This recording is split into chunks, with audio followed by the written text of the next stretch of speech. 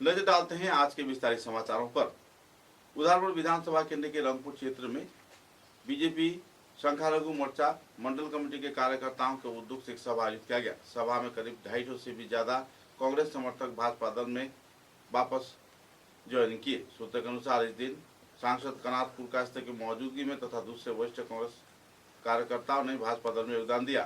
सूत्र के अनुसार भाजपा के प्रवीण वरिष्ठ हस्तियों की मौजूदगी में इस दिन कई संख्यालघु समुदाय के लोग भाजपा दल में योगदान किए जाने पर लोगों में खुशी की माहौल है।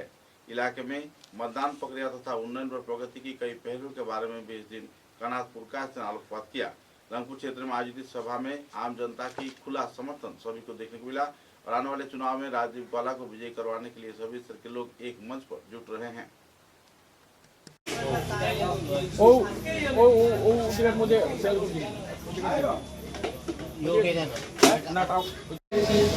মুসলমান মানুষ আনুষ্ঠানিকভাবে জয়েনিং করেছেন, কিন্তু আপনাদের কাছে একটি আবেদন আমি রাখছি যে আপনারা যেভাবে জয়েনিং হয়েছেন এইভাবে ভোট বাক্সে প্রমাণ দেওয়ার জন্য আমি অনুরোধ করছি। আগামী দিনে যাতে আমরা ভোট বাক্সে তার প্রমাণ পাই, মুসলমান মানুষ অন্য কমিউনিটির মানুষও যে ভোটার লিস্টে থাকে এরপরে যেগুলা ভোট করবে সেই ভোটের হারটা আমাদের মুসলমান মানুষের ভোট আমরা ধরিয়ে নিব। আর যে ভোটে আমরা কাউন্টিংয়ে আমরা দেখব যে কংগ্রেসকে পরাজিত আমরা পিছিয়ে রাখছি, আমরা এগিয়ে বিপুল ভোটে এগিয়ে রয়েছি, এই ভোটকে আমরা প্রাধান্য এক ক্যাটাগরিতে ধরা হবে এবং অনুদানও এই ভোটকে দেওয়া হবে বেশিয়া।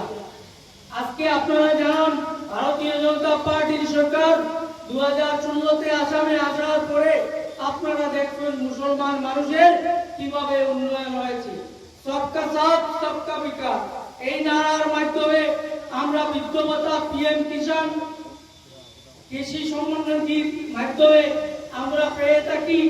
আমরা আগের 2016-র আগে আমরা দেখতে পাচ্ছি কল্পতরু যেটা নাম ছিল সেই কল্পতরু এক একটা ওয়ার্ডে 10 জনে পাইতো। আজকে অরুণোদয় আপনারা দেখুন একটা মাসে আপনার কয়েক লক্ষ টাকা আপনার মুসলমান মানুষের অ্যাকাউন্টে ঢুকে।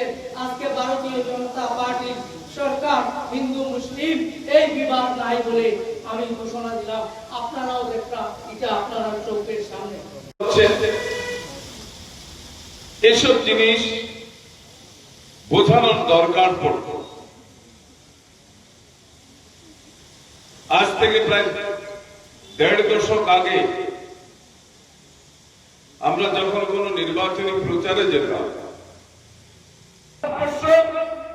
বিভিন্ন সমস্যা সম্পর্কে কিভাবে সমাধান সূত্র বের করে দিচ্ছে সেটা আজকে পৃথিবীর প্রত্যেকটি দেশ আজকের দিনে ভারতবর্ষের দিকে তাকিয়ে থাকে।